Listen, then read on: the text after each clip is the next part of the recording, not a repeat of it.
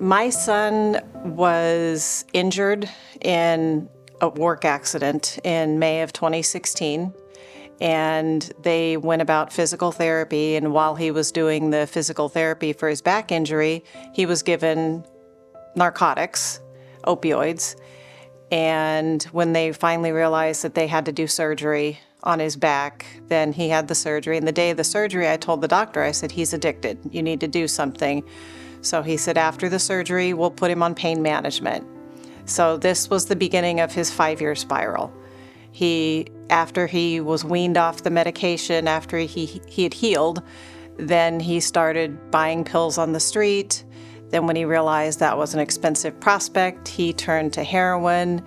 And when that was not really doable, he was injecting it, he was getting abscesses, then he would go into rehab. So we did the yo-yo of back and forth rehab. He began smoking heroin instead of injecting it.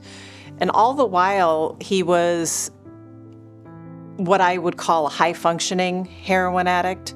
He would shoot up or smoke before work, during work, after work, and he was a commercial electrician.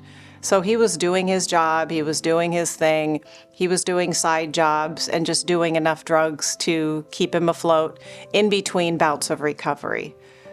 And he had some drug charges, and he had been in jail for 45 days, and he was released from jail, and 5 days later, he died from fentanyl. It was one day after his 29th birthday. I spoke to him on his 29th birthday. He was getting ready to go to dinner with his dad in California. And I said, okay, well, I'll talk to you tomorrow. And he said, love you. And he was going to his typical restaurant he always went to on his birthday. And the next day I texted him, how did it go? And I was at work, so I didn't really think much of it. And that night, which was Mother's Day, early Mother's Day morning, I got a phone call from his dad and said that he was gone.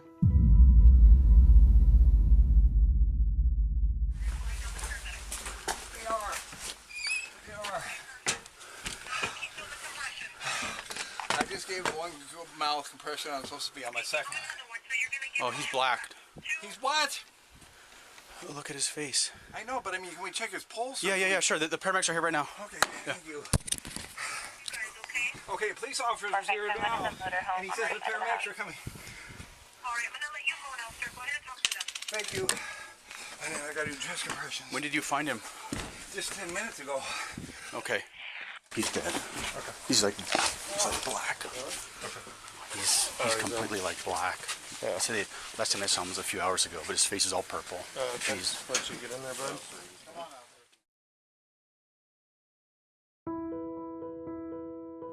We had just celebrated his sister's college graduation, but my son was in high school. He was an athlete. He was the offensive MVP in his freshman year, loved sports. He was very active. He was very funny. He had a lot of friends. And his dad and I, even though we were divorced, he would still come to our home. My husband, I remarried many years ago, and he would come to our home for holidays. So it was a pretty good co-parenting situation. And if we had an event at my parents' house, he was still included.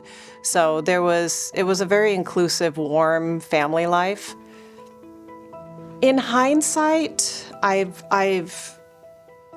just reached into my memory, and when he was a child, he would always get stomach aches. And, I've looked into that. His pediatrician could never find anything wrong. But looking back, I think perhaps those stomach aches as a child were some type of manifestation of anxiety that maybe later on was just undiagnosed and turned into self-medicating. I can't say we were blindsided by it just because of his substance use in the past, but of course nobody ever thinks it's going to happen to them. So in that sense, we probably were. but it's a phone call that you don't think you're ever going to get. You just don't, because it happens to other people. It doesn't happen to you. And, you know, the three most ignorant words in the English language are not my kid. And it was my kid. By the time his body was found, he had been deceased for a while. And his dad had tried to do CPR anyway, even though there was obvious signs of decomposition, because he was sitting in a chair and he had fallen and onto his knees, and then his face was on the floor. And so one side of his face was just black. And when his dad, who was in shock, was describing to me what he witnessed, he said, I think there was an explosion because his face was black. And again, he was still in shock. He wasn't putting two and two together. And he said that he scooped vomit out of his mouth and did CPR, and scooped more vomit and did CPR. And, you know, of course he doesn't care, because that's what a parent is going to do. And he did CPR until the paramedics got there, and I'm sure they took one look at him and knew, but they still, out of kindness, they put the paddles on him and, you know, tried, and of course to no avail, because that, you know, he was clearly gone at that point. Of course, we all wish that there's something that we could have done to stop it or prevent it or change it or rewind or something. And it's just, we can't. All we can do is make other people aware of it and let them know what's out there, and it's coming for your kids. One of the things that I like to bring up in all this is when these kids are dying, the people rally around the parents and, oh my gosh, you've lost your child. But siblings are the forgotten grievers. And there's something extraordinarily painful watching a sibling grieve. I mean, my other child grieve over a lost sibling that she was extremely close to. She's an only child now. There's just flat out not enough awareness. And I don't have an answer as to why. I don't know why every night on the news we would have a COVID head count of how many deaths there were, and why we don't have a fentanyl count every night on the nightly news. It's just unconscionable to me that we're not making people aware. And I realize that it's such a huge problem trying to get ahead of it. We may not be able to get ahead of it. It may be too far out there. But we can at least let people know that it's there, that it's coming.